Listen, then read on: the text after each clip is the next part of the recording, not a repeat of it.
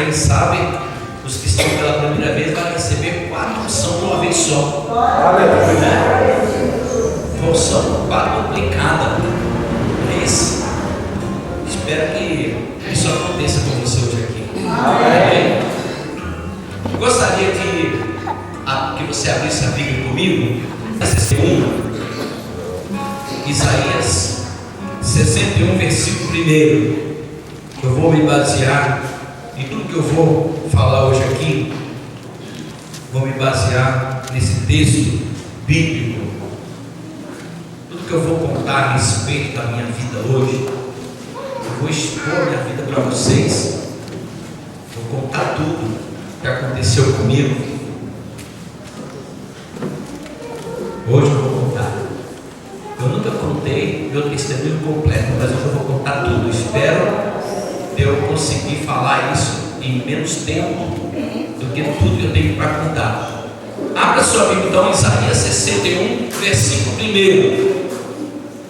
Diz assim: o Espírito do Senhor está sobre mim, porque o Senhor me ungiu para pregar boas novas aos quebrantados, enviou-me a curar os quebrantados de coração e proclamar libertação aos cativos e pôr em liberdade aos algemados, e apregoar o ano aceitável do Senhor e o dia da vingança do nosso Deus, a consolar todos que choram e pôr sobre os que em Sião estão de luto uma coroa ao invés de cinza, óleo de alegria ao invés de pranto, veste louvor ao invés de espírito angustiado, a fim de que se chamem carvalho de justiça, plantados pelo Senhor para a sua glória.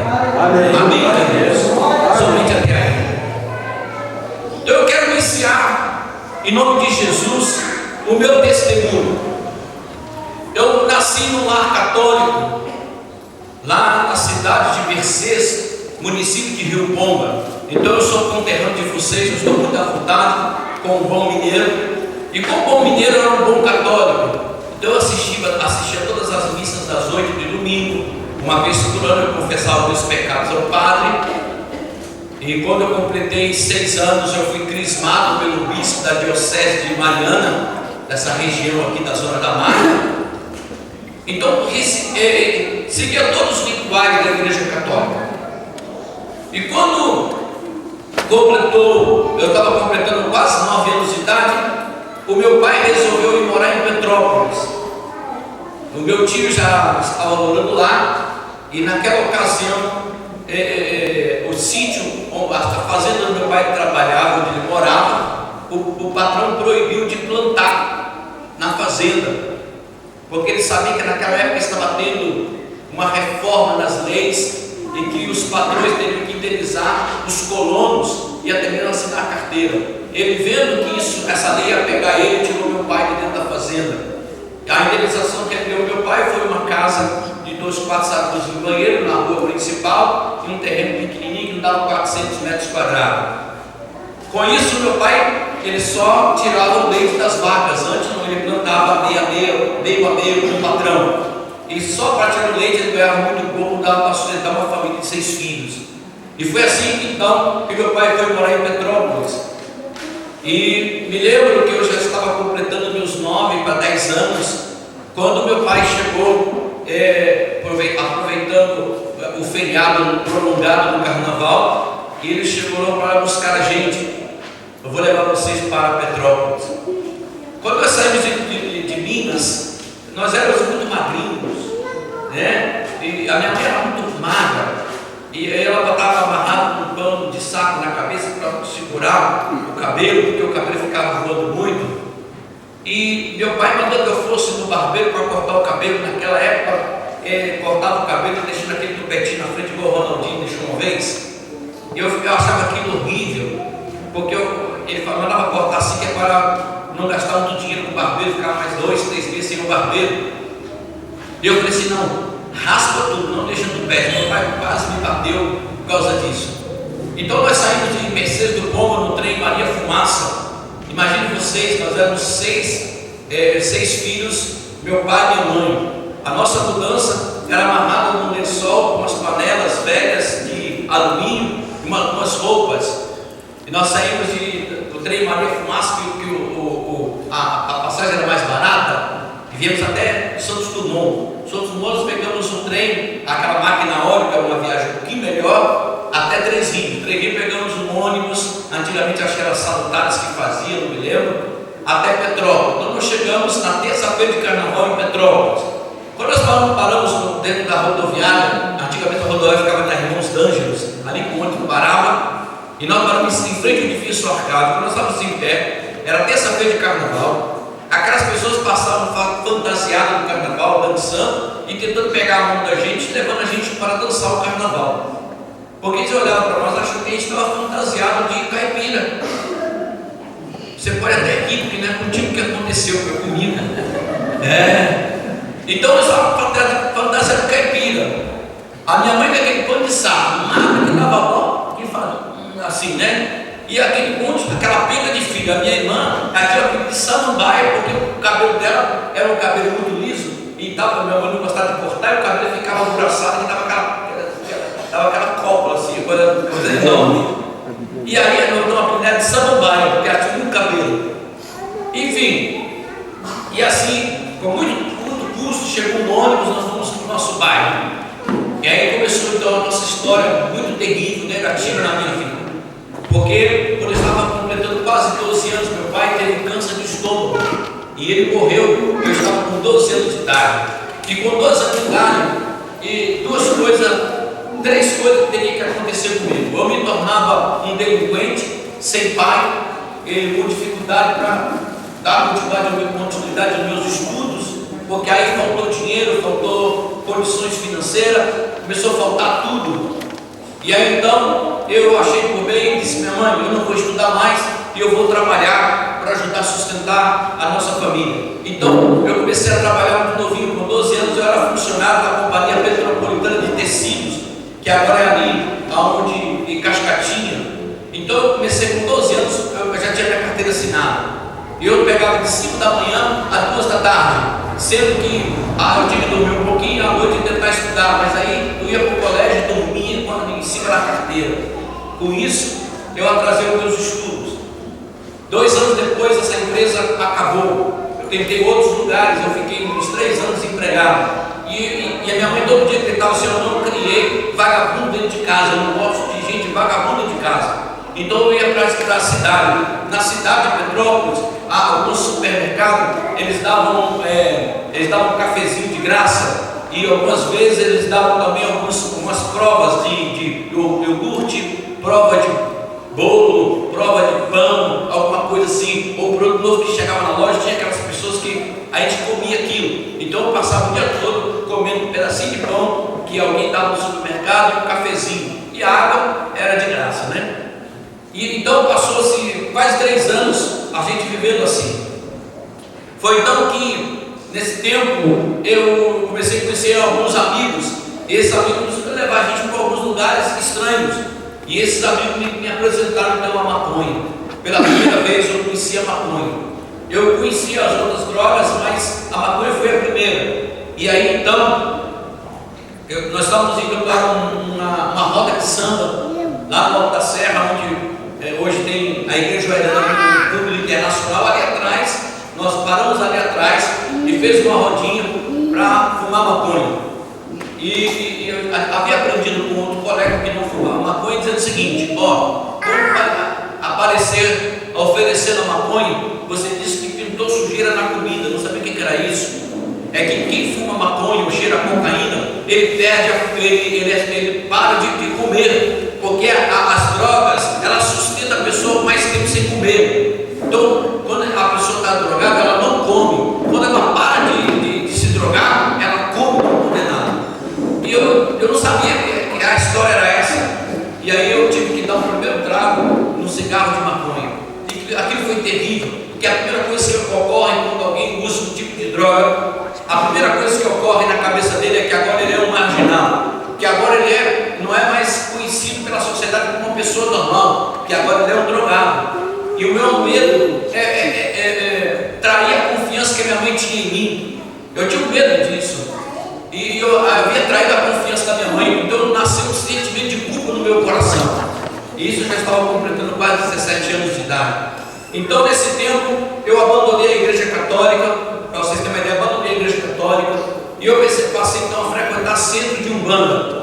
O catolicismo não preencheu o meu vazio. Eu fui para um centro de Umbanda. E lá comecei a ouvir, para algumas pessoas começaram a me dizer que eu era médio de berço, e que eu tinha uma missão para cumprir, e que eu tinha que colocar roupa. Eu fugia desse negócio. Esse negócio de colocar roupa não é comigo. Eu vi os demônios manifestados no corpo das pessoas, eu tinha medo daquilo. Passou-se um tempo, e eu então frequentei vários centros de macumba, cada um diferente do outro. E na virada do ano, antes de me converter, eu ia para Copacabana sozinho. Eu pegava o ônibus e ia para Copacabana, chegava lá com a mochila do lado, um cabelão bem grandão, e sentava na beira da praia.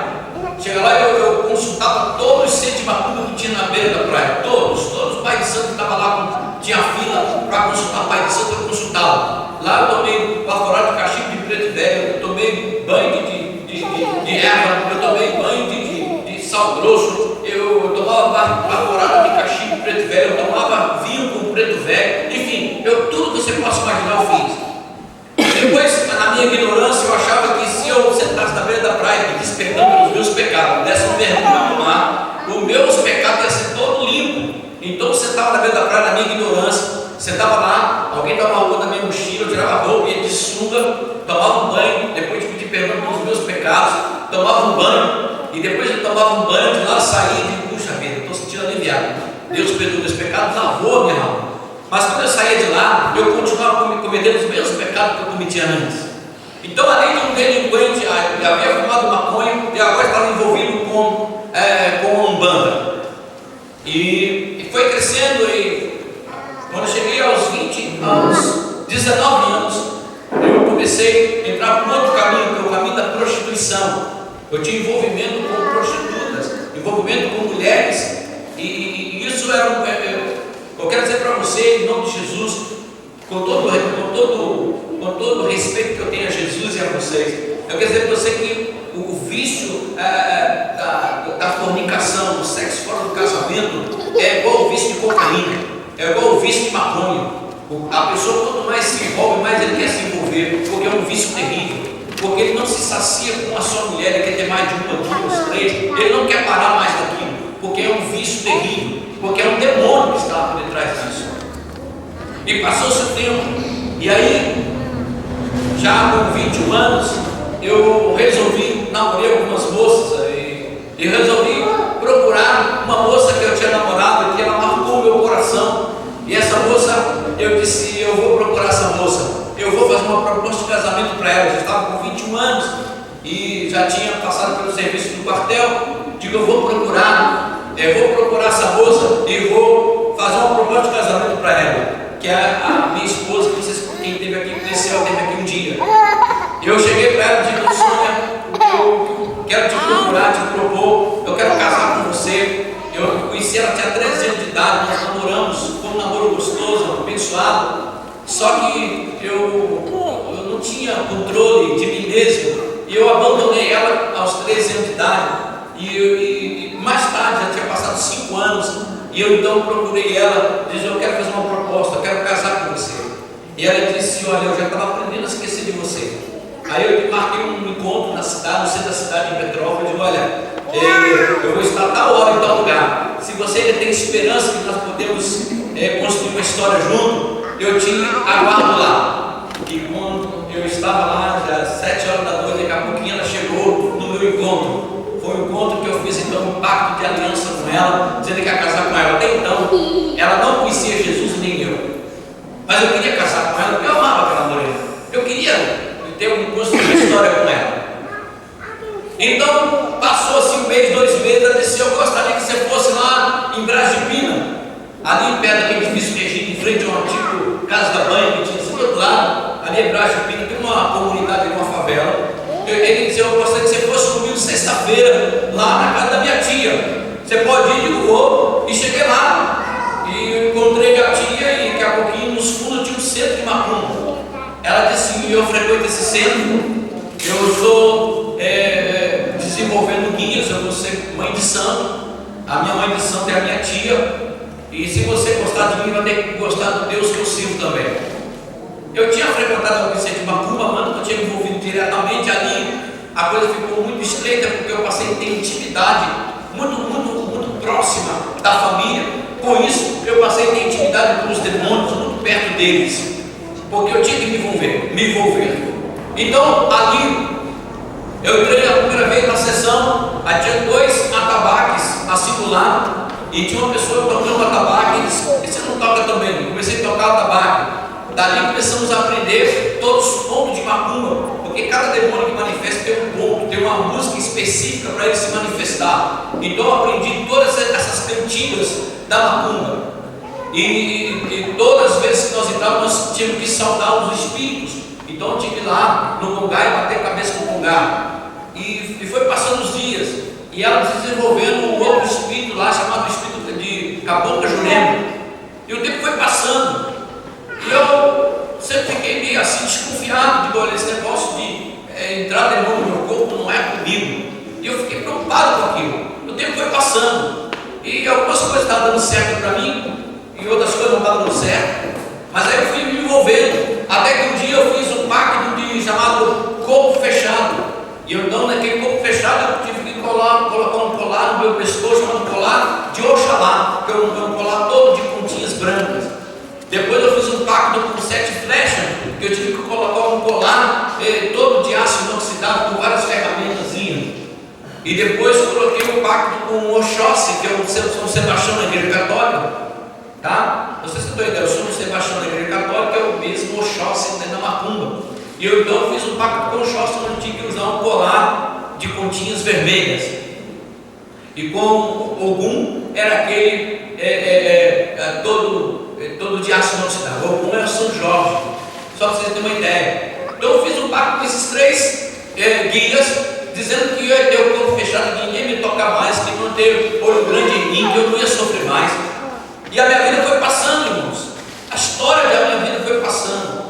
E quando chegou um dia, eu me lembro como se fosse hoje, o dia de Cosme Damião, 1979. Setembro, acho que é outubro de 79, dia de Cosme Damião.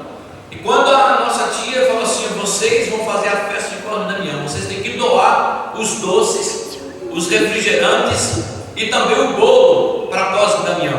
E aí então nós preparamos uma festa para Cosme Damião, e um bolo bem grande. Eu nunca tinha visto aquilo. E quando fez o ritual para Cosme Damião, todas aquelas pessoas que estavam ali, pessoas idosas e crianças, adolescentes, incorporando o espírito de criança. Eu vi uma senhora de 60 anos incorporando o espírito de criança de sentar no chão, de ficar chupando chupeta, chupando doce, aquele doce tipo uma chupetinha, passar o dedo no bolo e esfregar na cabeça, igualzinho criança. E aquela coisa esquisita. Então eu comecei a ver aquilo.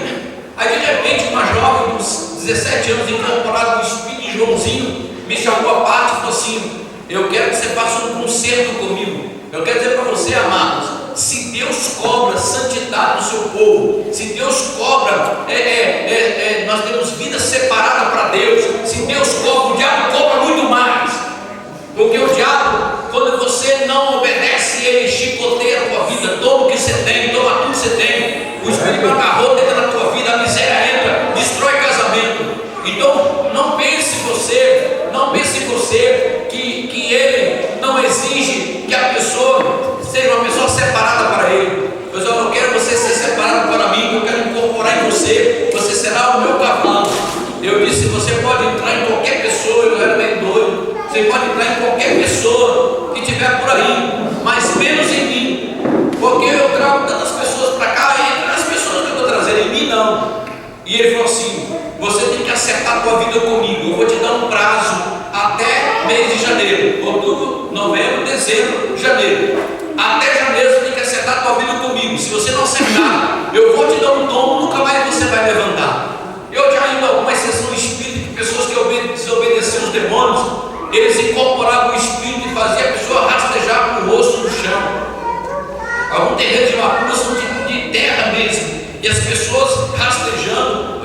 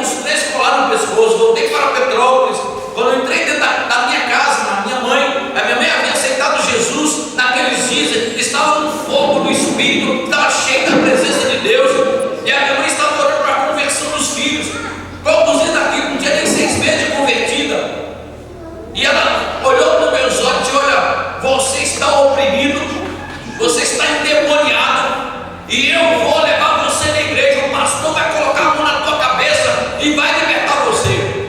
Em cada palavra que eu no meu vocabulário, na minha linguagem, no meu vocabulário, cada palavra minha tinha uma frase, cada frase minha tinha uma gíria. Eu falava gíria de tudo que você possa imaginar. Eu falei, qual é, irmão? O seguinte, que negócio de ser crente o quê? Naquela época, em 1979, foi um período de maior ascensão do Soul Black. O Soul Black na época era um bom sucesso. Eu me tornei então um dançarino, acompanhava o Furacão 2000. Isso era outro detalhe. Eu tinha um pente de 5 pontos que eu levantava o cabelo ficava assim, um black power grandão. Eu colocava uma roupa, eu ia para os bailes, e lá eu dançava nos bailes. Eu ficava onde tinha o baile do Furacão 2000, eu estava lá. Para provar a vocês que eu não estou brincando. Olha só, como eu era bom nisso, ó. Estou brincando, eu fazia mesmo. Eu não esquecia alguma coisa, eu não esqueci. Eu era bom nisso, eu dançava muito. E com isso eu era bem contado. Todo baile alguém quer ficar perto de mim, quer aprender mais um passo novo, quer aprender mais uma coisa nova comigo. Mas eu saía daquele baile funk, chegava em casa, sentava na minha cama, e eu era uma pessoa completamente vazia, uma solidão enorme tomava conta de mim, porque era uma pessoa vazia. O baile só dava uma festa momentânea. O baile só dava uma festa momentânea. Eu tinha uma alegria momentânea, mas quando eu estava sozinho, eu estava vivendo de baile de solidão. A solidão batia em mim, de eu chorar, de eu me isolar. Havia quadro de depressão na minha vida, porque a minha vida estava assim desse jeito. Então, amados irmãos, foi então quando a minha mãe disse: eu vou te levar na igreja e a sua vida vai mudar. E se ela falasse sem me desafiar, jamais teria entrado numa igreja evangélica. Se ela falasse assim: meu filho, se der na quarta-feira de libertação, você quer ir comigo? Não, ela não fez isso. Eu vou levar você. Você está endemoniado e você precisa de libertação. Eu vou te levar e o pastor vai orar por você e vai te libertar. Se ela negociasse comigo, eu jamais tinha entrado na igreja evangélica. E então na quarta-feira, 3 horas da tarde, eu estava de folga e eu acompanhei a minha mãe. Quando cheguei naquele culto, você pensa o quê, irmãos? Que coisa tremenda. Quando cheguei naquele culto, o pastor começou a orar. E ele cantou uns 2, 3 hinos. Depois eu digo: agora eu vou orar por libertação. E começou a contar quem já colocou roupa no centro, quem já fez cantiga para Preto Velho, para Pombagira, quem fez despacho na encruzilhada para Pombagira. Eu fiz despacho na encruzilhada para Pombagira. Eu levei cigarro, Hollywood, levei champanhe e rosas vermelhas lá para a encruzilhada, porque a Pombagira me prometeu me dar a mulher que eu amava. Me dá uma mulher. Olha só que quando eu fiz aquele despacho, o diabo não estava só me oferecendo a mulher que eu amava, mas tantos quanto as mulheres olhassem para mim, elas iriam sair comigo. Porque quando você faz parte com a Pombagira, você aceita que esse espírito de prostituição entra no seu corpo. Eu não sabia disso. Que quando eu fiz parte com a Pombagira, eu estava decretando que o espírito de prostituição tomasse conta de mim. E aí, então, amados irmãos, quando eu cheguei naquele lugar, o pastor chamou as pessoas para orar por libertação. Eu fiquei mais ou menos no centro, assim no meio. Na natureza tinha várias pessoas. E o pastor assim: demônio fulano de tal, sai desse corpo. Aí eu escutava o demônio gritar e ajoelhar. Ajoelhei, vem falando. E vem manifestando uma opção de gente. Olha, num culto normal de 2 horas de culto, dava 40, 50, até 60 pessoas manifestando demônio naquele culto. Era um culto com 2.000 pessoas, 3 horas da tarde. Coisa assim tremendo, Deus operando milagre. Quando chegou no meio, eu digo: olha, pensei comigo, se esse homem colocar a mão na cabeça de mim e eu cair estribuchado aqui cheio de demônio, eu nunca mais entro numa igreja evangélica. Foi o que eu coloquei na minha cabeça. Tem muito crente, tem muita pessoa na igreja que vem na igreja, tem medo da igreja, tem medo de manifestar demônio. Tem gente que tem medo. Tem ou não tem? Tem. Eu tinha medo. Eu tinha vergonha. Imagina manifestar demônio ali. Eu olhei assim, tinha gente que me conhecia. Imagina uma pessoa manifestar demônio aqui. Como é que ele vai ficar no dia seguinte? Falou: não tem nem caiu endemoniado. Né? É assim? Né? É verdade. Mas aí, quando o pastor colocou a mão em mim, meus irmãos, preste atenção nisso. Eu não caí. A mão dele parecia que tinha um fogo na mão dele.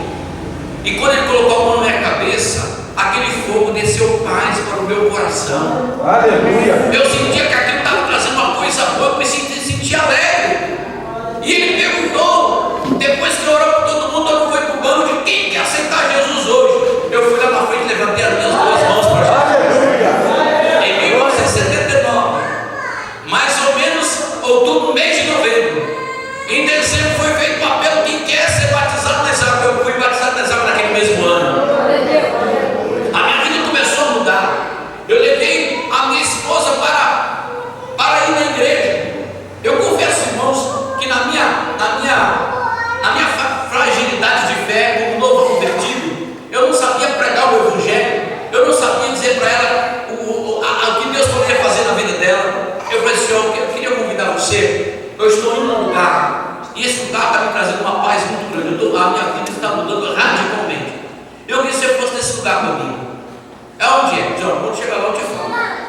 Ela falou assim, se for igreja evangélica, eu não boto o pé lá. E eu então saí com ela, vou te levar. Aonde eu estou encontrando paz para a minha vida. Digo, é aqui.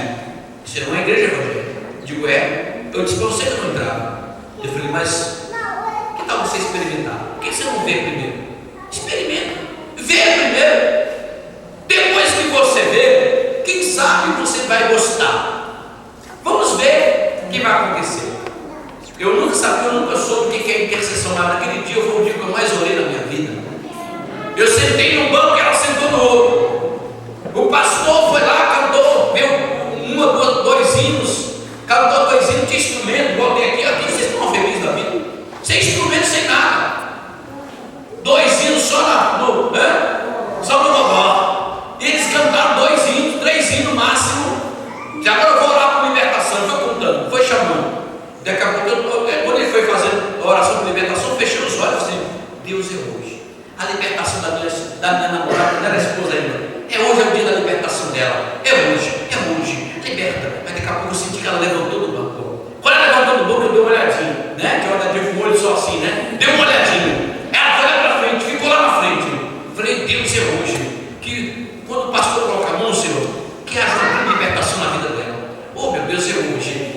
Parecia que eu queria pular lá na frente do pastor para eu junto com eles e dar orar. É hoje, o dia da libertação dela. É hoje. Daqui a pouquinho, meus irmãos, o pastor colocou a mão. Demônio, quando botou a mão, ela saiu de lado assim e foi afastando, e o pastor com a mão na cabeça, foi até no canto da parede. Não caiu não. Ele sai, Jesus trouxe ela de volta. Aí, falei, agora, pastor, depois da libertação tem um apelo. Falei, Jesus, é hoje que ela vai aceitar Jesus, é hoje. O dia da libertação dela, o dia. Aí ela fez o apelo, ela levantou a mão para Jesus, foi lá na frente e aceitou Jesus. Aí começou a nossa história.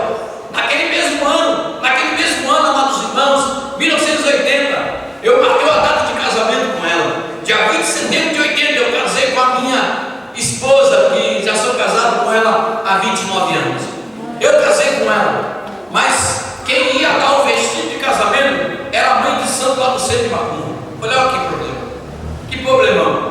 Falei, pode dar o vestido de noiva, mas o decreto de destruição do casamento não vai entrar no meu casamento, porque Jesus já entrou na nossa história.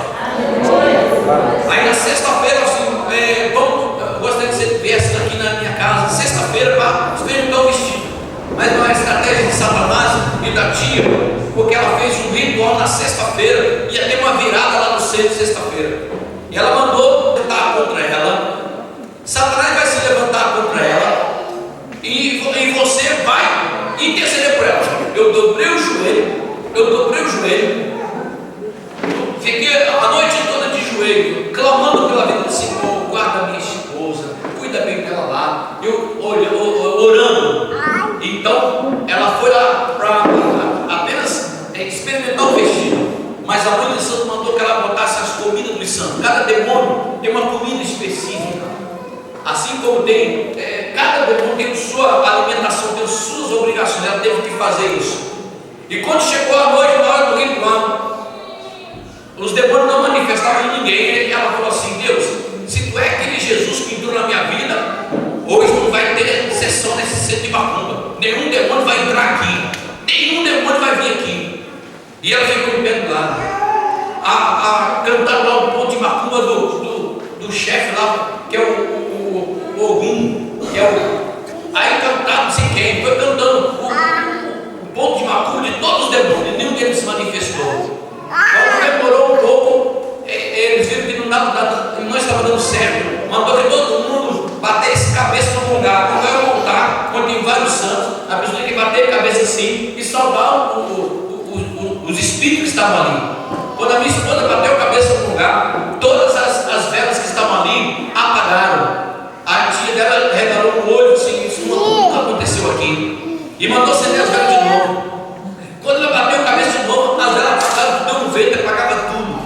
Disse: eu não precisa mais bater a cabeça não. Acendeu as velas. E o tempo foi passando, e um espírito maligno manifestou naquele lugar. Até que ponto, a um ponto da noite, que ela falou assim: ô Sônia, é melhor você sair daqui que você está atrapalhando a gente. A minha esposa foi para uma outra sala, na casa logo na frente. Aí aquela sessão espírita aconteceu a noite inteira. Quando foi 5 horas da manhã, acabou a sessão espírita, minha esposa ficou fazendo uma comida para o pessoal lá. Aí a comida mesmo, fazer cachorro quente, a pessoa saiu do centro de macumba, comer para ir embora. E isso aconteceu, aquele centro pegou fogo, meu irmão, queimou tudo, todos os demônios que ali foram queimados. Aquele centro acabou para a glória de Deus. E a nossa condição era uma condição que aceitou Jesus como Salvador. Mas você pensa que acabou? Não acabou. Sabe o que aconteceu? Eu me casei, vamos viver a nossa vidinha junto, graças a Deus, mil maravilhas.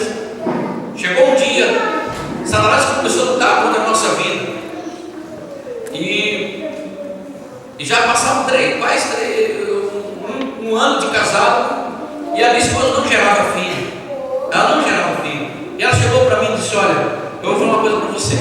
Eu vou deixar de ser crente, porque eu estou na igreja há tanto tempo. As minhas irmãs que casaram depois de mim já têm filhos. Eu casei primeiro que elas, eu não tenho filho. O teu Deus não está me dando filho. Aí já mudou a história. E eu vou sair da igreja. Aí minha esposa saiu da igreja, ficou 3 anos desviada da igreja. Nesses 3 anos que ela ficou longe da igreja, ela exigiu umas coisas. Olha, primeiro, não me fale mais de Jesus, e todo dia traz um maço de cigarro Hollywood, que eu vou voltar a fumar. Ela fumava um maço de cigarro por dia. Então, nesse tempo eu estava frequentando a igreja central de Petrópolis, e aí eu saía do culto, todos os cultos, os dias que eu não estava, não tinha culto, eu tinha que passar numa lanchonete, comprar um maço de cigarro Hollywood e levar para ela. Isso foi durante 3 anos. Nesses 3 anos eu orava e jejuava até meio-dia para a salvação da minha esposa. Ninguém sabia disso, só Deus sabia da luta que eu estava passando. Uma única vez o bispo Eliseu foi na minha casa, e a segunda vez que eu tive uma conversa com o meu bispo foi lá no gabinete pastoral. Fui no gabinete pastoral uma vez. O restante era Deus que conhecia a minha história. Durante 3 anos, preste atenção, nem toda prova ou toda luta ela se desperdiça. Tem gente que começa a ter luta, ele perde a bênção. Não, eu não perdi a bênção. 3 anos eu era fora da presença de Deus, 3 anos de jejum até meio-dia. Nesses 3 anos, logo no primeiro ano, eu fui batizado com o Espírito Santo. Olha só, e no dia que eu fui batizado com o Espírito Santo, tem gente que não acredita, mas eu quero contar a verdade. No dia que eu fui batizado com o Espírito Santo, eu falei com um anjo a noite inteira. E esse homem de branco parado de frente para mim e contava a minha história. Ele contava como seria a minha história futura. E eu não entendi o que estava me dizendo. Disse: olha, eu vou usar um cenário de libertação, e você vai viajar a muitos lugares e vai pregar o meu evangelho. Aleluia! E o tempo foi passando, aquela noite conversando com aquele anjo.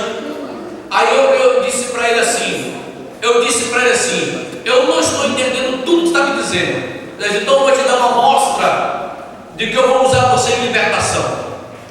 Aí entrou assim na sala, naquela visão, entrou a minha esposa, a minha cunhada Rose e a cunhada Lucimar. Ninguém era crente. Eles entraram vestidos com uma mini saia preta e vermelha, uma mini blusa preta e vermelha. Para mim entender, era roupa de pombagira. Eu falei: eu sei que é roupa de pombagira. Eu confrontei o anjo: tu é da Porque para me mostrar 3 mulheres vestidas de pombagira, você não é um anjo de Deus. Ele mandou que eu acalmasse, ele fez um sinal para mim. Daqui a pouquinho, aquelas 3 pessoas sumiram, elas voltaram. Daqui a pouco elas voltaram. Elas voltaram com cada uma com a Bíblia na mão, vestido com um vestido, uma saia cinza e um casaco cinza com a Bíblia na mão. Ele disse: olha, a tua libertação vai começar dentro da sua casa. O trabalho de libertação começa na sua casa. E eu entendi, sabe por quê? Ninguém pode libertar alguém se não há libertação em nós. Ninguém pode curar alguém se nós não formos curados, meus irmãos. Eu quero dizer para você que esses dias que está aqui são dias de confronto para a tua vida. Se você não ficar liberto, se você não é curado, você não pode curar ninguém. Se você não é livre, você não pode falar de libertação para ninguém. Se você não aceitar Jesus, você não pode.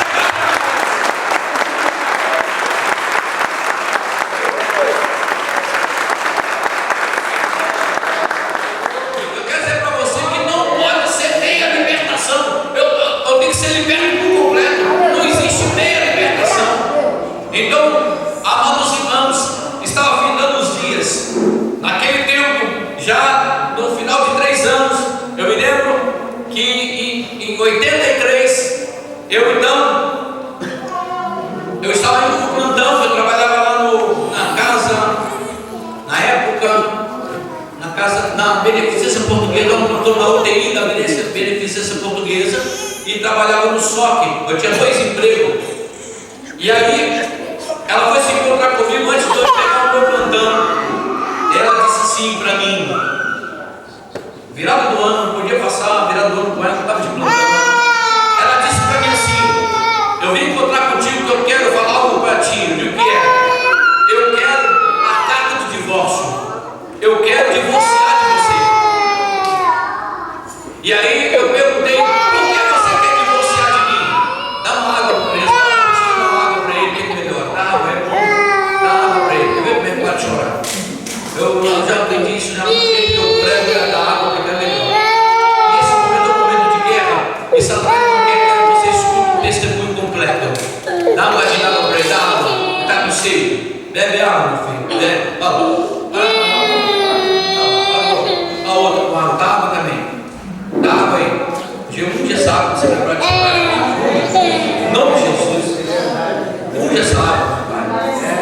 Vai parar de chorar agora, em nome de Jesus. Glória a Deus. Então, amados irmãos, ela me encontrou na rua e disse: eu quero a carta de divórcio. O meu encontro contigo hoje, que a partir do próximo ano eu vou me divorciar de você. No instante assim, Deus me deu um lampejo da sua glória. Eu disse para ela: eu te dou a carta de divórcio, mas você tem que dizer qual é o motivo que você quer a carta de divórcio. Se é o motivo é que nós não temos filhos. Falei: bom, então eu vou fazer o seguinte com você. Eu vou fazer um voto novo com Deus aqui. E vou jejuar e orar por nosso casamento durante 3 meses. Se em 3 meses eu não te dar filho, eu te dou a carta de divórcio. Aleluia. E ela disse: tudo aquilo que tiver acordo na terra verá acordo no céu. Amém? Amém. Ou com acordo, você concorda, eu concordo. Então Deus assinou embaixo. Aleluia. Glória a Deus. Jejuei e orei o primeiro mês, o segundo mês, o terceiro mês. Abril, final de abril. Quando foi dia 4 de maio de 83, eu tive que passar por uma cirurgia reparatória. E essa cirurgia eu tinha que ficar 4 dias no hospital. No segundo dia ela foi me visitar. E quando ela saiu do hospital, ela teve enjoo, começou a vomitar lá de fora. E eu fiquei quieto. No 4º dia eu fui para casa. E ela teve outras vezes. Digo: olha, você está grávida. Ah, não sei, quem sabe? Digo: vamos comprar o teste da farmácia. Eu comprei o teste da farmácia, deu positivo, ela estava grávida. Não dá glória a Deus agora, senão você não perder a bênção. E aí não bastasse, eu digo: não, eu vou marcar o médico. Marquei o médico rapidamente, o Dr. Cláudio Batista, um amigo meu. Ele era sextonista, trabalhou na UTI comigo, e ele tinha acabado de formar naquele ano. Eu falei: Cláudio, doutor Cláudio, eu vou confiar a minha esposa nas suas mãos, você vai cuidar dela. Eu acho que ela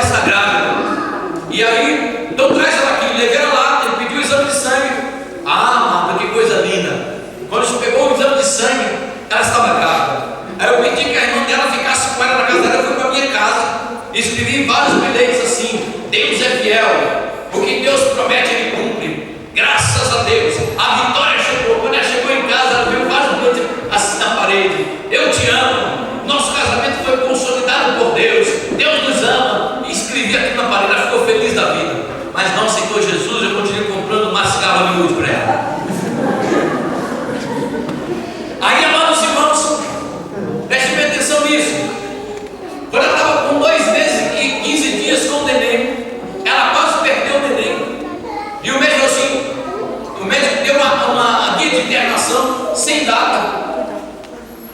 Pode ver, qualquer coisa que acontecer, traz ela para o hospital e interna ela. 2 meses e 15 dias, ela ficou internada. Aí ficou uma semana, voltou para casa. Com 3 meses e 15 dias, a quase perdeu o neném, ficou internado uma semana. Com 4 meses e 15 dias, 4 meses e 15 dias, ela ficou internada uma semana. Aí, com 6 meses de gravidez, ela pegou uma infecção urinária, dava 90 piócitos por cão. Só para você ter uma ideia, é uma infecção muito forte, é violenta. Ela poderia perder o neném ou então fazer uma eclâmpsia, porque com a infecção violenta, retém a urina, a pressão sobe. E ele disse: olha, Darcy, eu vou ter que internar sua esposa de novo. Eu vou aplicar um remédio, o melhor que existe hoje na medicina: penicilina cristalina de 5 milhões de unidades, que é de 5 milhões de 10 milhões de unidades. É aplicado na veia, é colocado em 5 ml de soro fisiológico, depois colocado em 100 ml de soro fisiológico, e tem que correr naquele soro fisiológico. É a terceira vez que ela toma na mesma veia, a veia fica necrosada, tem que trocar de veia. E ela fez uso daquele medicamento durante 15 dias. Com 15 dias a infecção acabou. Mas numa noite daquela, com infecção, sentindo dor, ela levantou um clamor dentro daquele hospital e disse: Deus, eu me rendo hoje, eu aceito o Senhor como meu único suficiente Salvador.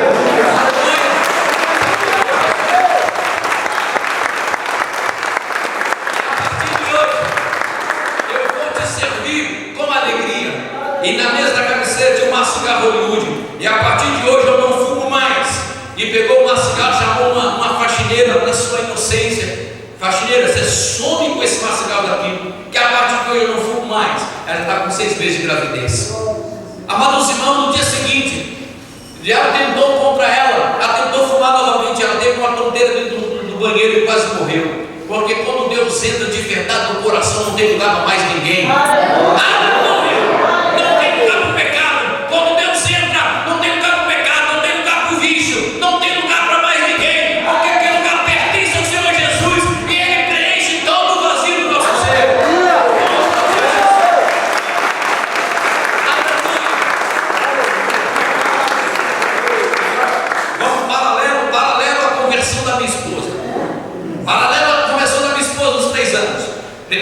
Primeiro encontro com Jesus que eu tive foi quando ele batizou com o Espírito Santo. O segundo encontro que eu tive com Jesus, eu estava dentro do cenáculo de oração. Na igreja central tinha um lugar só para oração. Deve voltar dele, um cenáculo de oração. E lá no cenáculo eu estava de joelho orando, num dia que não tinha reino de oração na igreja. E de joelho lá, Deus levanta um profeta e diz assim: meu servo, eis que eu estou te dando hoje um dom de operação de milagres. E tu vai colocar a mão nas pessoas, as pessoas vão ser curadas e libertas. E aí, quando acabou de entregar a profecia, aquele homem levantou e disse: se porventura já não acontece com você, você sai para pregar e Deus te revela a doença da pessoa e você olha, a pessoa são curada. Eu digo: então Deus está confirmando o dom que Ele está te dando hoje. Eu falei: Deus, que coisa tremenda. Naquela semana, 15 dias depois, eu fui para o monte orar com um grupo de pessoas. Deus confirmou o meu chamado para o ministério. Na outra semana seguinte tinha uma vigília na casa do irmão ali no Quissamã, uma casa do irmão, tinha uma mini vigília. Eu, quando dobrei o joelho, entrei debaixo de um banco assim, me humilhei diante do Senhor e ajoelhei e disse: Deus, toma conta da minha vida, eu quero ser usado por Ti. Naquele dia Deus me deu um dom de visão e revelação uma vez só. Então, paralelo à luta que eu estava passando com a minha esposa, Deus estava enchendo a minha vida com a Sua glória, com os Seus dons, para ser usado por Ele. Amém, meus irmãos? A minha esposa, então, naquele dia fez, além de aceitar Jesus, ela fez um pacto com Jesus. Se o Senhor, ela também pode desafio, né? Ela disse: Senhor, se o Senhor é o Senhor mesmo que está mudando a minha vida, Então eu não quero um parto com cesárea, eu quero sentir a dor do meu parto, eu quero sofrer a dor do meu parto, eu quero ter um parto normal. Meus irmãos, nasceu um baita de um garoto, que é o Wesley, nasceu com quase 4 quilos, que baita de um homem, ele é grandão, né? 4 quilos, meus irmãos, que coisa tremenda. Oh, mas quando Deus abre a amada, Ele abre mesmo. E quando ela abriu a amada, já estavam mais ou menos 8 meses, no terceiro mês, no 4 meses que ela parou de amamentar o Wesley, ela já ficou grávida do Wendel. Oh meu Deus, um atrás do outro, então ficou grávida do segundo, nasceu o segundo. Aí nós estávamos lá, indo para a igreja com 2 nenéns, tudo novinho, um atrás do outro. E quando esqueceram um pouquinho só, mais um pouquinho, acabou de amamentar, os médicos falaram assim, o pediatra disse, olha, mamãe e papai, eu tenho uma triste notícia para vocês, os seus filhos têm bronquite asmática. E uma vez por mês vocês têm que tomar cuidado, vai ter crise. Eles tinham crise de bronquite asmática, meus irmãos, que era terrível. Eu tive uma farmácia enorme em casa. Nosso Deus é um Deus de desafio. Diga assim, nosso Deus é um Deus de desafio. Se não tiver, se nós não formos pessoas que somos capazes de enfrentar desafios, nós não vamos ver a vitória acontecer. Eu entrei naquele desafio para a libertação da minha esposa. Agora tinha um desafio de 2 filhos com bronquite asmática. Já estava acontecendo que o meu mais velho estava completando 2 anos e aquela bronquite não tinha ido embora.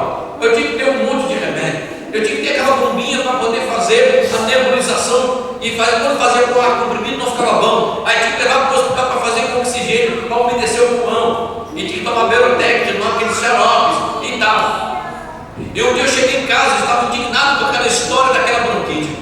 Eu levantei meu filho nas mãos e disse, Deus, aqui está o meu filho Wesley, ele só é meu porque o Senhor deu fôlego de vida, mas antes de ser meu, ele é seu. Então, para ser meu, o Senhor tem que me dar ele completo. O Senhor me deu ele com doença, e com doença eu não quero. Se o Senhor não curar, só pode levar. Se o Senhor quiser levar, leva, ele vai morar contigo, ou então me dá ele curado, me devolve ele curado. Você está rindo porque você sabe o sofrimento que foi para me fazer isso. Eu coloquei meu filho lá no leito do hospital, no leito no bercinho dele, e ele cansado, assim, os 2, né, cansado. No dia seguinte eu pensei, Deus vai matar meu filho, Deus não vai deixar ele viver. Eu cheguei lá, meus 2 filhos estavam vivos, falei, Deus não matou meu filho. Passou aquele mês, no mês seguinte ele não deu crise, no outro mês ele não deu crise, no outro mês não deu crise, no 5º mês não deu crise, nunca mais deu crise.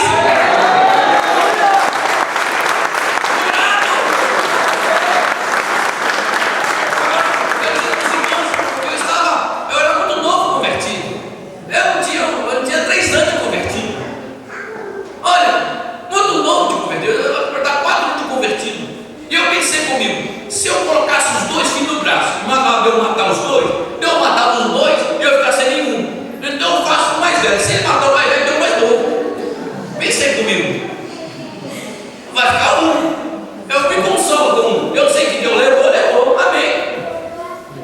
Bendito seja Deus, ele dá, ele leva.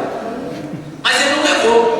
1 ano depois, irmão, depois de 1 ano, o meu do meio, que é o Wendel, ele já estava tendo o peitinho de pombo. Porque quando a pessoa tem bronquite asmática, tem muita falta de ar, esse osso do peito ele fica mais em pezinho, chama peito de pombo. Você bota você que aqui assim fica fundo e fica aquele osso alto aqui em cima.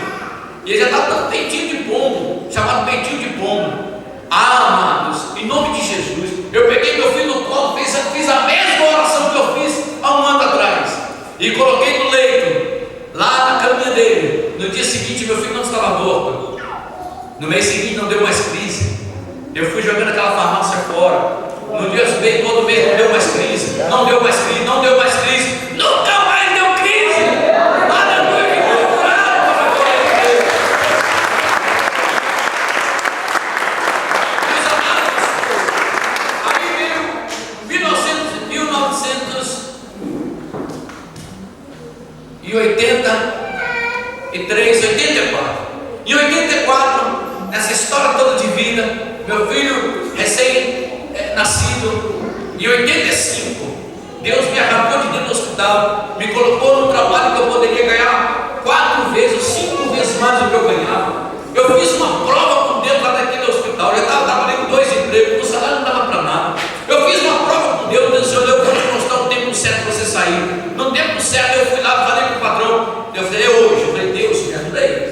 Eu fui lá no escritório e falei: patrão, eu quero que o senhor me manda embora. Ele não mandava ninguém, nenhum funcionário embora. 7 anos de serviço só no emprego. Ele não mandava ninguém embora. Eu falei: patrão, no caminho eu falei: Deus, a resposta que o senhor está mandando ir lá é que ele vai mandar embora. Eu só quero que o senhor me manda embora e me dá todos os direitos que eu tenho. Eu estou indo embora para galgar um passo mais grande, maior, um passo maior, porque eu quero mais dinheiro para sustentar a minha família. Porque o salário que eu ganhei aqui não dá para sustentar a minha família. Ele ligou para uma secretária dele e perguntou quem era o Darcy. E ele traçava uma ficha minha, me elogiando quem eu era no hospital. Todo o meu papel dentro do hospital. E ele me fez uma proposta: o mês que vem vai ter um momento aqui. Eu queria que você ficasse. Eu falei: doutor, você vai me mandar embora. Eu estou trabalhando com o senhor há 7 anos, o senhor nunca me reconheceu e nem me dobrou meu salário. Então não vai ser hoje que o senhor vai fazer. É hora de eu ir embora. Eu falei: então tá bom, eu te mando embora. Ele mandou embora. No dia seguinte, fiquei uma semana em casa. Eu fui trabalhar em outro setor e eu não tenho ideia. No segundo mês, eu ganhava naquele hospital um salário mínimo. No outro hospital que eu trabalhava, eu ganhava um salário mínimo. Em 2 meses, eu estava ganhando 2.600 cruzados novos, que foi na época do plano Funaro, quando o Sarney assumiu a presidência da República. Meus amados, por aí Deus nunca mais deixou faltar nada na minha casa. Aleluia! A minha vida foi de prosperidade esse tempo todo, e sempre fiz desafios grandes, e sempre Deus me levou para desafios grandes, inclusive financeiros. Então preste atenção nisso. Deus foi mudando a minha história. Naquele mesmo ano, em 1985, o bispo Elisiário Alves dos Santos, que era meu bispo e meu pastor, me disse: Darcy, eu estou te indicando para o seminário. O bispo Sivaldo, que era o diretor de jovens, eu digo: você vai para o seminário. Nós estamos indicando você, porque nós vimos em você que você tem um chamado para o ministério. Deus já tinha falado comigo que eu ia para o ministério, e eu fui para o seminário, meus irmãos. Mas antes de ir para o seminário, eu relutei para não ir para o seminário. Eu relutei com Deus para não ir. Eu achava que eu poderia ser um bom presbítero na igreja, ia desenvolver um ministério muito bom na igreja, mas Deus queria que eu estivesse sendo preparado para o seminário. E eu fui para o seminário, me preparei. Eu quero dizer para os irmãos, a nossa vida é uma vida de vitória todos os dias. Mas eu quero lembrar os irmãos, no meio de tantas bênçãos maravilhosas, não me faltou tribulação, não me faltou situações difíceis. A Deus deve dizer: mas só vitória? Não, eu tive momentos de dificuldades, mas Deus não me abandonou. O fato é que a Bíblia diz que Ele mesmo disse: olha, que nós vamos passar por várias tribulações. Ele diz para nós não ficarmos preocupados com a tribulação, porque Ele estará conosco nas nossas tribulações. Não se preocupe por passar por grandes tribulações, Deus vai passar com você. Aleluia! Deus estava conosco a todo tempo, sempre esteve conosco. O nosso terceiro filho, nós tivemos uma experiência terrível com Deus. Eu já era pastor, já estavam 2 anos, completando 2 anos de pastor. Nasceu nosso terceiro filho, chamava-se Willamy, e o Willamy só durou 2 meses. Eu entendi por quê. Deus estava, todos os recursos que você possa imaginar, eu fiz para Deus permitir que o Willamy não morresse. Sabe o que Deus falou comigo? Eu quero dizer para você que eu criei homens, eu não criei. Você não vai falhar. Você sabe que nosso Deus não falha, nós podemos falhar. E Deus assim: olha, eu estou provando a sua fé. Em 2 meses, meu filho faleceu.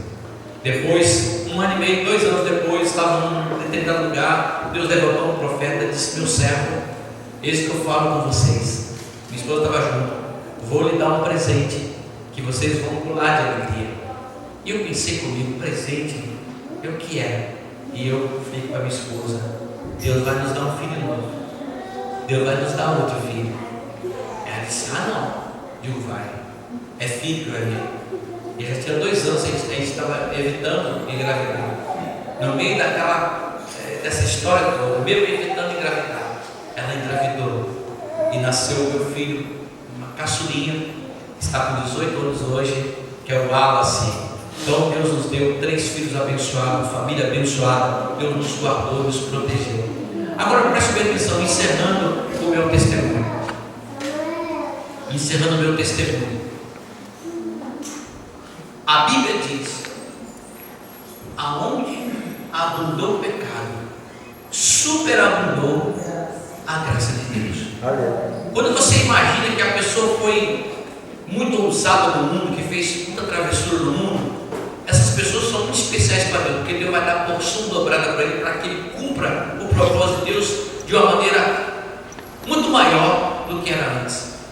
Paulo era perseguidor dos cristãos. O que aconteceu com ele? Foi perseguido. Paulo matou alguém? Foi? E Paulo tentaram matar Paulo. Paulo botou muito cristão na prisão. Onde Paulo morreu? Na prisão. Mas Deus nunca deixou de usar Paulo. Amém, meus irmãos? Então o que eu percebi é que cada um tem a sua história, cada um tem o seu testemunho para dar, cada um tem a sua vida para cumprir o propósito de Deus.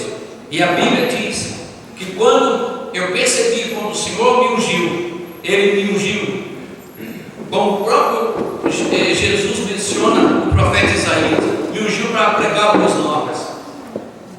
Se existe uma visão em mim, a visão que eu tenho do meu ministério é que eu nasci para servir a minha geração. A minha vida será gasta pregando o Evangelho. Todas as minhas energias, até um dia eu dobrar a sepultura, será pregando o Evangelho, amando pessoas, cuidando de pessoas, pedindo a Deus para curar e libertar as pessoas. Esse é o trabalho que Deus colocou na minha vida.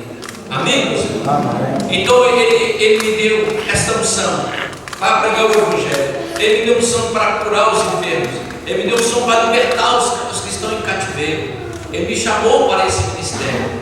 E em nome de Jesus, eu tenho certeza que esse testemunho vai edificar a sua vida, vai trazer vitória na sua vida. Que você saiba disso, que Deus tem poder para transformar a sua vida e fazer você algo extraordinário na sua vida. Mas você podia imaginar uma pessoa que tocava boina no pasto, andava de pé no chão, tinha cheio de bicho de pé. Bicho de pé tem hora que é até bom, né? Coça pra caramba.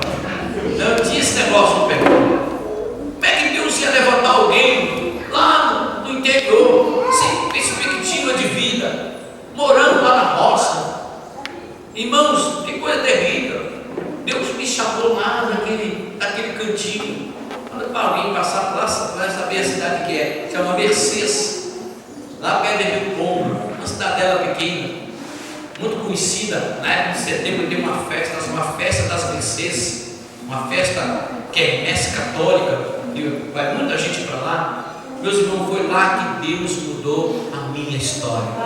Deus me tirou de lá e eu aceitei Jesus. E hoje estou aqui dizendo para vocês o quanto Deus fez para mim, Ele pode fazer na sua vida. Amém. Em nome de Jesus, eu quero orar nesta hora, pedir a Deus para mudar a sua história.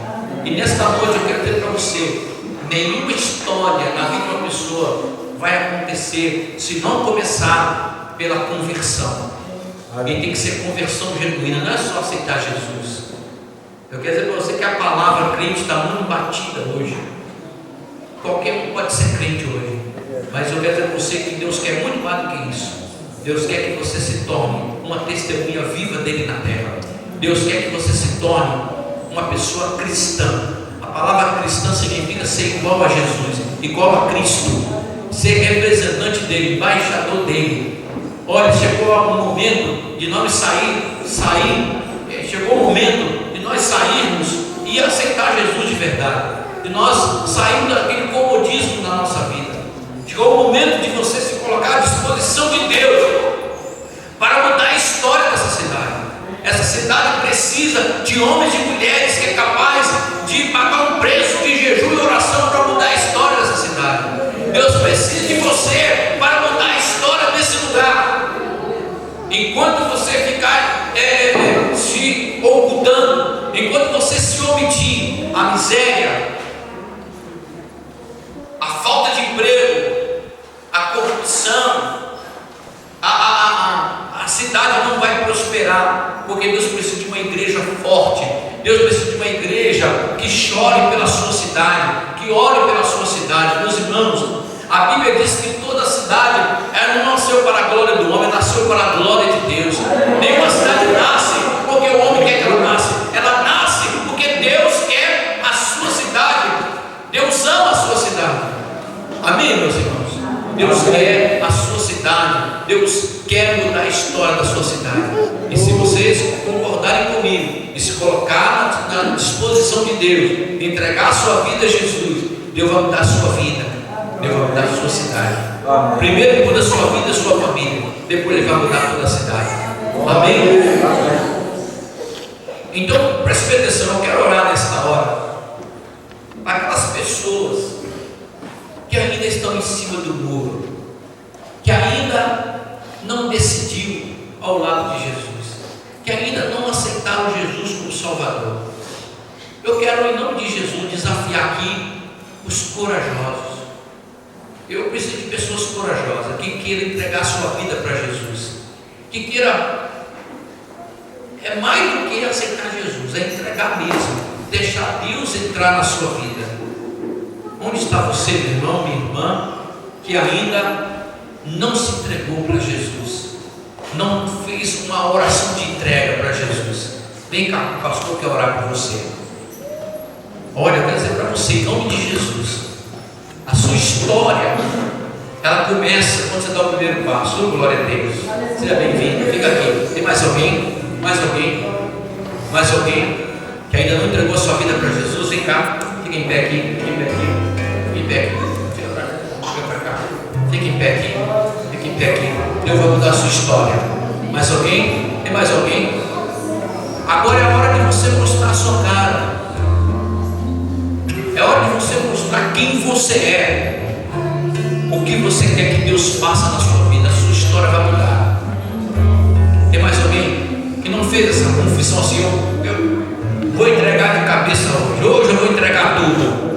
Você quer que o demônio da miséria, você quer que os demônios de bancarrota, você quer que o demônio da destruição de casamento, você quer que os demônios fujam da tua vida? O primeiro passo é entregar de verdade a sua vida para Jesus. É Deus. Tem mais alguém? Tem mais alguém? Deixa eu perguntar aqui, quantos não são batizados na igreja evangélica ainda?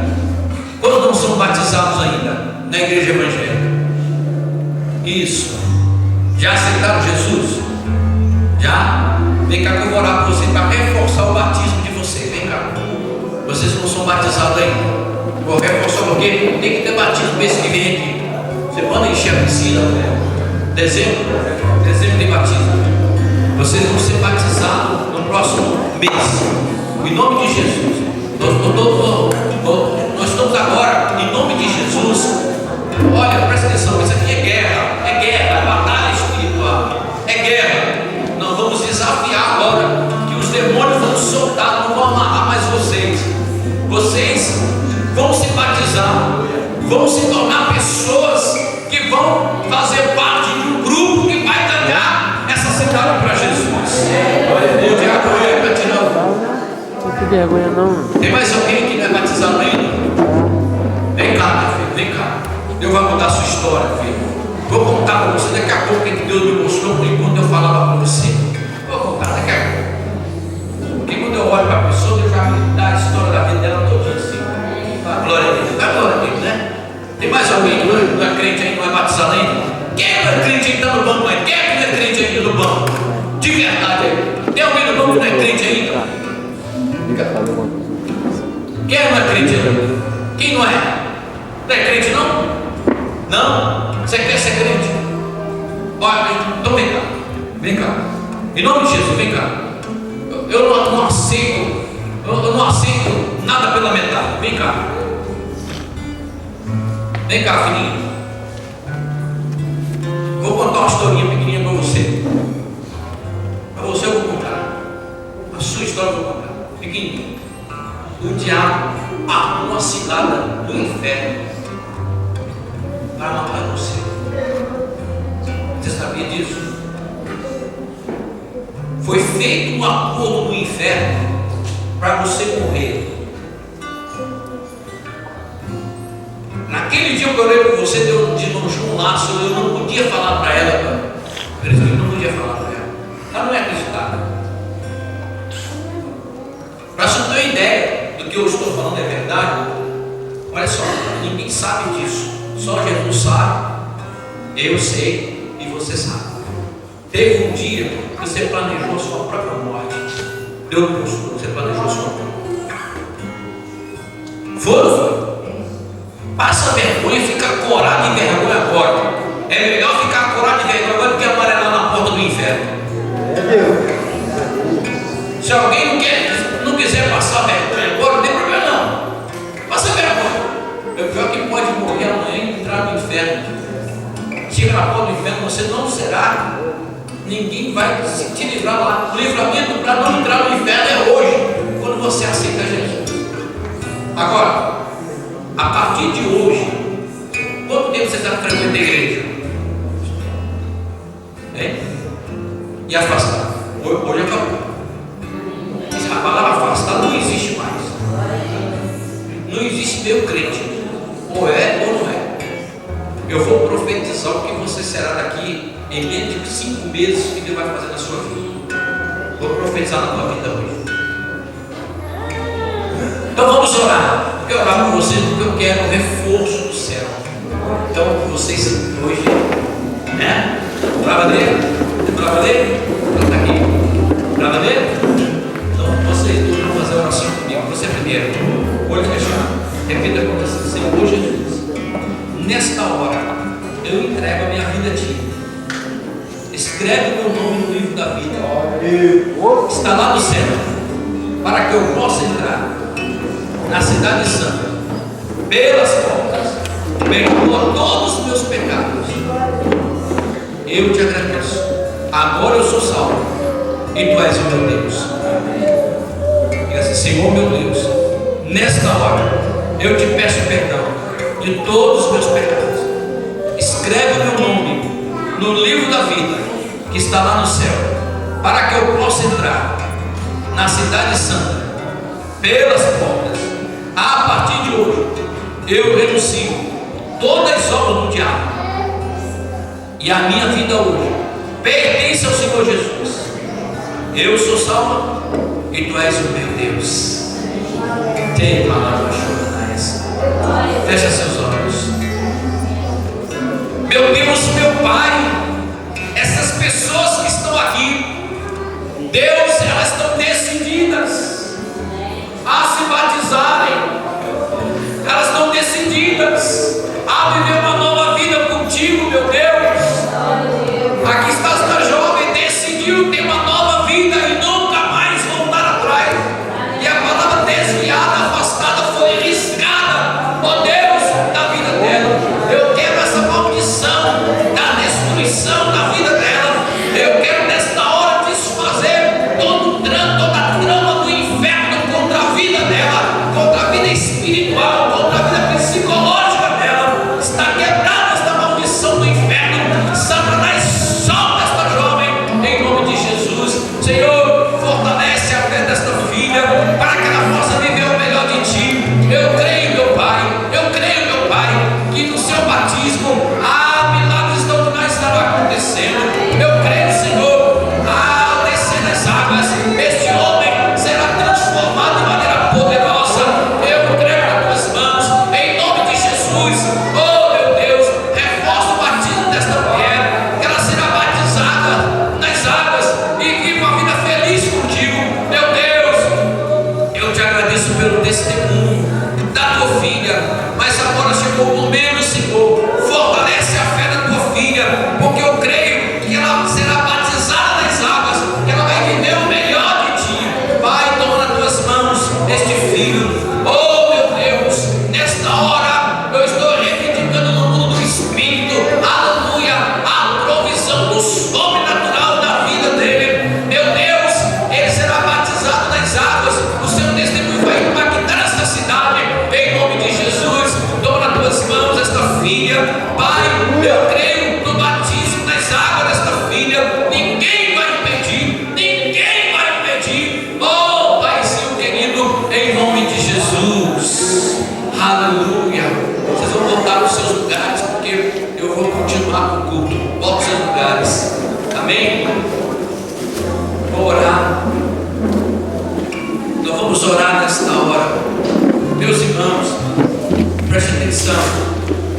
Esse é um momento tremendo. Nesse culto, eu peço a ajuda de vocês, que vocês não saiam, porque ainda terá oração para os milagres acontecer na sua vida. Mas eu quero dizer para você que nós vamos destruir hoje, aqui na tua vida e sobre a cidade de Piquiri, o céu de bronze contra as suas finanças. Meus irmãos, nós vamos levantar um clamor agora para que seja desbaratado o céu de bronze contra as suas finanças, contra a tua vida, em nome de Jesus. Fecha seus olhos. Senhor meu Deus, Paizinho querido, hoje é o dia do desafio da fé, aonde os teus filhos fizeram voto de trazer uma oferta que faz doer, uma oferta que dói, mas eu tenho certeza que quando esta oferta será consagrada no altar, o céu de bronze sobre a vida financeira desse povo está caindo por terra. Eu estou decretando agora, está caindo por terra, porque há um voto do coração do teu povo. No segundo dia que eu preguei sobre esse voto, eles voltaram no coração e eles não vão quebrar esse voto, porque eles creem na provisão do céu. E nesta hora, em nome de Jesus, eu profetizo uma vida financeira abundante, eu profetizo cura, eu profetizo libertação, e o céu de bronze está caindo por terra nesta hora, em nome de Jesus. E eu declaro a vitória, a vitória, a vitória, a vitória, em nome de Jesus. Aleluia. Deixa eu lembrar os irmãos, parece que a irmã Lindinalva deu alguns envelopes ali que foi feito de última hora. Preste atenção. Eu quero ser para vocês, eu quero ser muito franco com vocês. Eu quero ser franco, como eu sou franco quando eu falo sobre finanças. Se você, preste atenção, vai trazer um envelope com oferta, o voto que nós fizemos aqui foi de R$50. Se você for trazer um envelope para colocar aqui e para depois murmurar e falar mal de mim, você, por favor, não faça isso. Não traga oferta para sair murmurando, porque eu não quero que você morra, eu não quero que você sofra, porque você está falando com um profeta de Deus, você está falando com um homem de Deus. O que eu profetizei aqui vai acontecer na sua vida. Se for para você entregar a oferta para ficar murmurando, você não faça isso. Essa oferta ela vai ser investida no reino de Deus nessa casa. Viu, meus irmãos? Eu creio, por causa desse ato profético que vamos fazer hoje aqui, muitas portas vão se abrir para essa igreja. Porque o sonho do presbítero Ezequiel é de construir uma igreja para 600 lugares. Ele não abre mão desse valor. Isso custa, mas por causa da nossa fidelidade, por causa do nosso desafio, Deus vai mudar a história dessa igreja, nessa cidade. Já está mudando, vai mudar ainda mais. Então, o que eu vou fazer com você? Eu vou receber, a única coisa que eu vou receber desse envelope é aquela cartinha, onde você vai colocar ali dentro assim: eu quero receber em um ano isso, tudo que você quer receber. Você tem que escrever dentro da carta. Quem escreveu a cartinha? Quem não escreveu a cartinha? Cadê as canetas, irmão? Quantas canetas você tem aí? Você tem que escrever no envelope assim: eu quero, bota no mínimo 10 vezes que você quer receber em um ano. Pega a caneta e papel na mão, caneta e papel na mão. Escreve aí. Começa a escrever enquanto o aqui do louvor vai. Escreveu? Quem não escreveu a cartinha para Jesus? Dá um envelope. Você tem aqui. Você tem um envelope? Recebeu um envelope? Não, né? Aqui, tem gente que tem envelope aqui, ó. Dá um envelope aqui. Quem não recebeu o envelope? Quem não recebeu? Que gostaria do envelope? A oferta alçada. Essa oferta será de R$50. Para algumas pessoas é irrisória, mas para algumas pessoas é um grande sacrifício. Pode escrever aí, pode escrever. Pode escrever na capinha aí. Escreve aí. No mínimo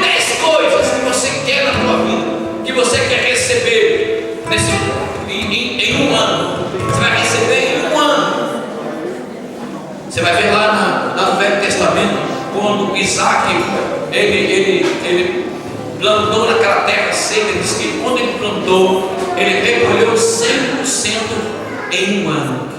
E a Bíblia diz que cada vez que ele capinava aquela terra, as pessoas zombavam dele. Mas a Bíblia diz que a terra onde o Senhor colocar os olhos, ali verá prosperidade. Eu quero dizer para você que a igreja é a terra pelo qual Deus está com seus olhos nela. E tudo que você investir nesta terra trará prosperidade na sua vida. A igreja aqui não é a igreja do presbítero Ezequiel. Essa igreja não é minha. Essa igreja não é da igreja wesleyana. Essa igreja é de Jesus. Ela é do Senhor. Ela não tem dono. O dono dessa igreja é Jesus. Escreva a sua carta aí. Caneta para o povo. Eles podem trazer caneta. Tem gente usando caneta ainda. Usando caneta. Caneta para o povo. Escreve aí na folha aí. Escreve, irmão. Isso aí é ato profético. É você se organizar, meu irmão. Deus não tem projeto para quem não faz projeto. Se você não tem uma agenda na sua casa, um memorial onde você escreve as suas bênçãos, você nunca vai ver acontecer. Arranja uma agenda, faz lá um voto, escreve: esse eu vou ter isso, eu vou ter isso. Se organize, faz um projeto. Você não faz projeto, então Deus não pode abençoar projeto. Você não me abençoe, mas o quê? Lá onde? Você me dá um emprego, de quê? Emprego é um monte. Se eu me dá prosperidade em que área? O que você quer? Eu quero isso, volta aí, eu quero isso. Seja ousado, meu irmão. Eu quero isso. Escreve. Vem cá, irmão do louvor, vem cá.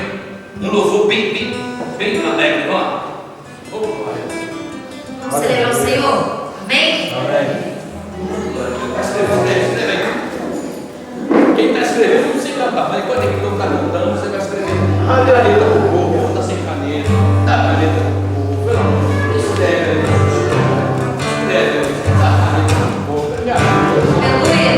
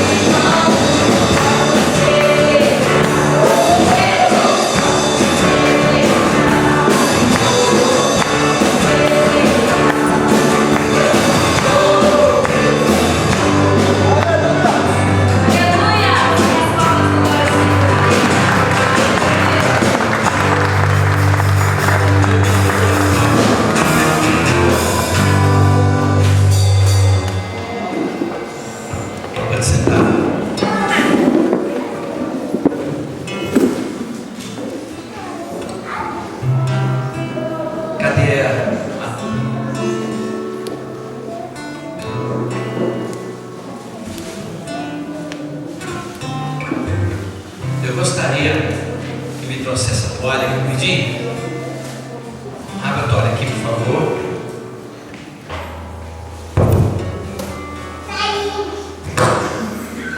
Irmãos, olha só, deixa eu explicar para vocês. A Bíblia diz que quando Gideão foi chamado para a guerra, ele tinha dúvida que era Deus que estava falando com ele, era o anjo, e ele só foi lá dentro para buscar um sacrifício. Ele disse: recebe o sacrifício, ele coloca em cima da penha. Ele trouxe os bolos, trouxe o carneiro, trouxe tudo, e ele colocou em cima da penha. Quando ele colocou em cima da penha, onde tocou o cajado naquele sacrifício, e ele pegou fogo. Aqui representa uma penha, onde o seu sacrifício vai ser colocado. E Deus está aqui, o anjo vai tocar na tua oferta, no teu sacrifício, e a sua vitória vai acontecer. Amém, meus irmãos? Então, vocês vão sair do seu lugar. Está pronto aí? Pronto? Colocou aí, pode botar o cheque, não tem problema não. Se tiver dinheiro, bota o cheque. Mas não esquece de colocar a oferta. Bota o cheque preto atado. E o tesoureiro daqui, ele sabe contar e sabe ver números. Passa lá de lá. Ezequiel, livro de Ezequiel. Nós dois aqui, ó. Enquanto o povo estiver trazendo, nós vamos ficar de joelho orando, intercedendo pela oferta. Então vamos colocar o nosso aqui primeiro. Dobrar o joelho. E vocês podem vir trazer o seu envelope com a sua oferta. Senhor meu Deus, nesta hora está sendo colocado neste altar como ato profético, meu Deus, da vitória financeira, da libertação financeira da vida do teu povo. Oh meu Deus, nesta hora, em nome de Jesus, esta oferta, esse sacrifício vai nascer bênçãos espirituais, bênçãos financeiras na vida do teu povo nesta noite. Meu Pai, em nome de Jesus, todo o céu de bronze está sendo destronado na vida do teu povo nesta hora. Vai quebrando, vai destruindo as fortalezas. Nós quebramos as maldições, destruímos as forças do inferno. Espírito de bancarrota e miséria, nós te expulsamos agora, em nome de Jesus. Em nome de Jesus, vai sendo quebrado, vai sendo destruído agora. Oh, em nome de Jesus, em nome de Jesus. Meu Deus, Pai, eu quero agora profetizar sobre essas vidas, ó Pai. E Senhor Deus, está com um sacrifício, Senhor Deus, trazendo, Senhor, a oferta ao teu altar. E a tua palavra diz, ó Pai, que por causa deles, por nossa causa, o Senhor repreende o devorador. Oh Deus, Pai, Todo-Poderoso, o Senhor é fiel, o Senhor é dono do ouro e da prata. O Senhor não precisa do nosso dinheiro, Pai, porque o Senhor do nada o Senhor faz.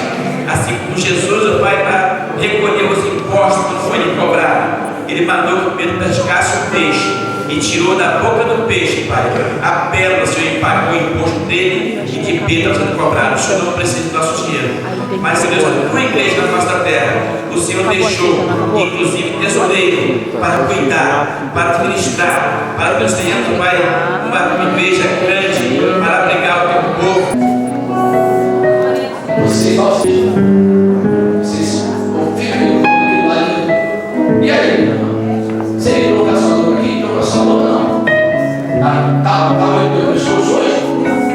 Mas hoje, de hoje. Ó, mais de 10 anos essa dor no pescoço. 10 anos. Qual é o movimento que faz doer? Faz aí. Procura aí. Isso. Começa a falar que o mundo vai montar no meu lugar. Está no lugar, em nome de Jesus. Mas tem algum movimento que vai doer? Agora. Quinta-feira em curso não tem? Quinta-feira. Ela procurou o pastor para contar a vitória, porque ela está chateada.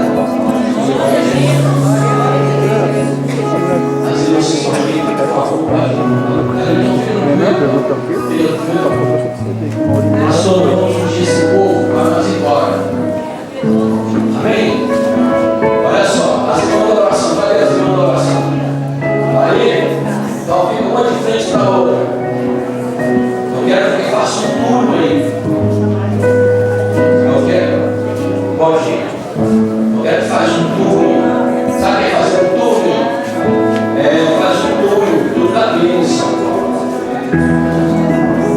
Pastor, presbiteriano. Nós vamos passar aí. Quem está trabalhando, ele também trabalhando. Não é assim, né? Eu quero que você fosse por aqui e sair por lá. Assim.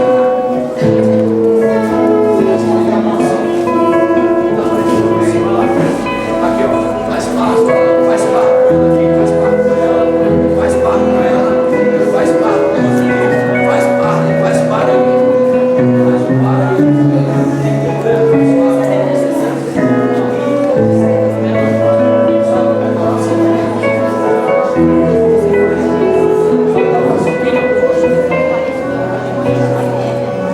Olha só, entendeu? Faz um pouco, eu quero passar, pelo amor de Deus, passar a pé na minha cabeça, chega mais perto. Faz um pouco melhor, ó. Agora, presta atenção, vou encher a mão de vocês. Vai sair fora.